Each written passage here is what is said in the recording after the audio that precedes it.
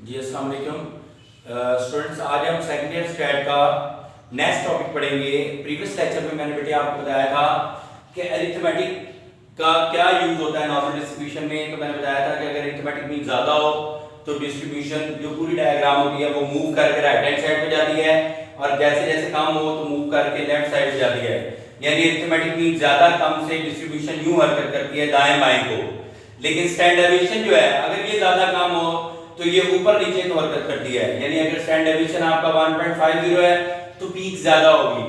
जैसे जैसे standard deviation बड़ा होगा पीक कम होती जाएगी, जैसे जैसे स्टैंडर्ड डेविएशन बड़ा होगा पीक कम होती जाएगी। इसका मतलब क्या है कि अरिथमेटिक मीन हमें ये बताता है कि डिस्ट्रीब्यूशन जो है वो मूव टुवर्ड राइट और लेफ्ट, यानी वो यूं करके मूव करती है। अगर अरिथमेटिक मीन जो है वो आपका बड़ा होता जाता है तो राइट की तरफ, और अगर छोटा होता जाता है तो ये लेफ्ट की तरफ मूव करती जाएगी। अरिथमेटिक मीन डिस्ट्रीब्यूशन को दाएं बाएं घुमाता है, यानी अगर ज्यादा हो तो दाएं तरफ ये पूरी पूरी डायग्राम मूव कर जाती है, और छोटा हो तो बाएं तरफ मूव कर जाती है।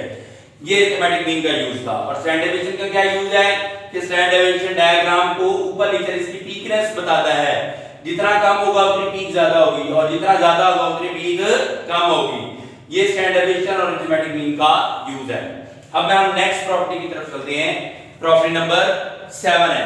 जरा प्रॉपर्टी नंबर 7 की तरफ आप देखें तो इसमें मूवमेंट रेशियो के बारे में बताया गया है। बेटे आपने चौथे चैप्टर में मूवमेंट पढ़ा था कि मूवमेंट में मूवमेंट अबाउट मीन थे, मूवमेंट अबाउट कांस्टेंट थे, मूवमेंट अबाउट जीरो थे, और उन मूवमेंट की मदद से हम मूवमेंट रेशियो निकालते थे बीटा 1 बीटा 2।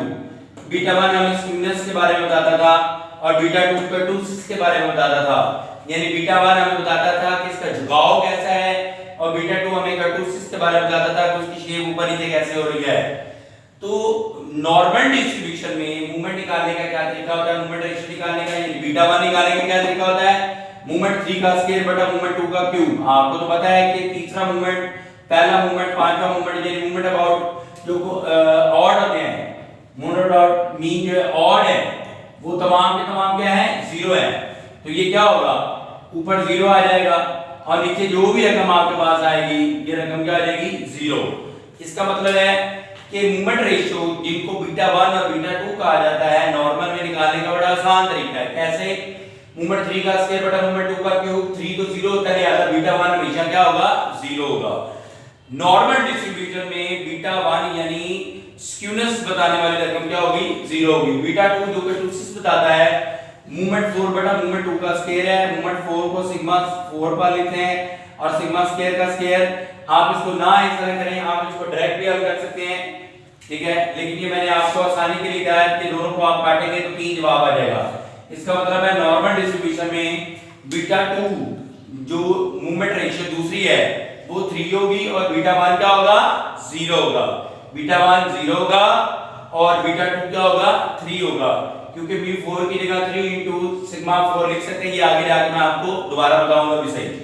उसके बाद जो इसकी आठवीं प्रॉपर्टी है ये भी बड़ी इंपॉर्टेंट है, the first and the third quartile are equal distance. आप जानते हैं कि क्वार्टाइल होते हैं वो एक रकम को 4 बराबर हिस्सों में तकसीम होते 3 है, होते 3 है, लेकिन एक हिस्से में 25%, दूसरे में 25%, तीसरे में 25%, चौथे में 25% होता है। क्वार्टाइल होते 3 है, जैसे Q1 Q2 Q3। पहले क्वार्टाइल 25%, दूसरा क्वार्टाइल 25%, इससे 25% टोटल 50, यानी सेकंड क्वार्टाइल अरिथमेटिक मीन के बराबर भी होता है, मीन क्योंकि दरमियान में होता है। थर्ड क्वार्टाइल इससे 25% टोटल 75% पे खड़ा होता है, और आखिर में 25, तो 25 25 25 25 तो कितना हो गया, 100 पूरा हो गया। यानी क्वार्टाइल एक रकम के 4 बराबर हिस्सा करता है।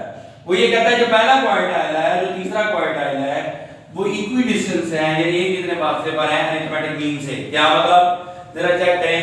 अगर मैं यहां पे आपको बताऊं, ये अरिथमेटिक मीन है म्यू, जो कि दूसरे क्वार्टाइल पर बड़ा होता है, सेकंड क्वार्टाइल से। पहला क्वार्टाइल इससे कितने फासले पर है, 25% पे, और तीसरा क्वार्टाइल जो है इससे कितने फासले पर है, 25% पे। तो उसका मतलब है वो सही कह रहे हैं कि ये जो क्वार्टाइल 2 होता है ये अरिथमेटिक मीन के बराबर होता है। तो पहला क्वार्टाइल अरिथमेटिक मीन से जितने फासले पर है, तीसरा क्वार्टाइल भी अरिथमेटिक मीन से उतने ही फासले पर है। यानी अरिथमेटिक मीन से पहला क्वार्टाइल 25% पे है, और तीसरा भी 25% पे है। इसीलिए वो ये कहता है कि पहला और तीसरा क्वार्टाइल सेम फासले पर हैं इससे अरिथमेटिक मीन या मीडियन से, क्योंकि ये मिड वैल्यूज होती हैं। अगर आप आगे देखें इसका फार्मूले में हमने यूं लिखा हुआ है, ये जरा आप नीचे देखिए इसको कि Q3 में से Q1 निकालें।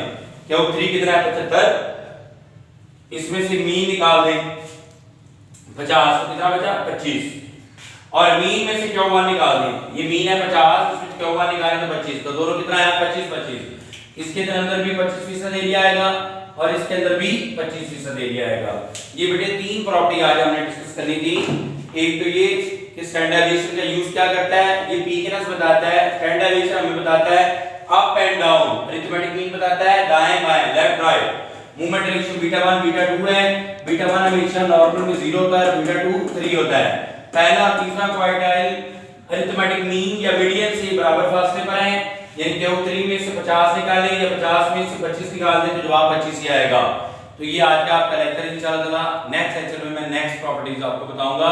जिस स्टूडेंट को ना समय लगे वो मेरे इस व्हाट्सएप नंबर पे बेटे मुझसे राब्ता करें 0331 437778 पे। इस नंबर पे आप मुझसे राब्ता कर लें, मैं आपको समझा दूंगा। Thank you so much.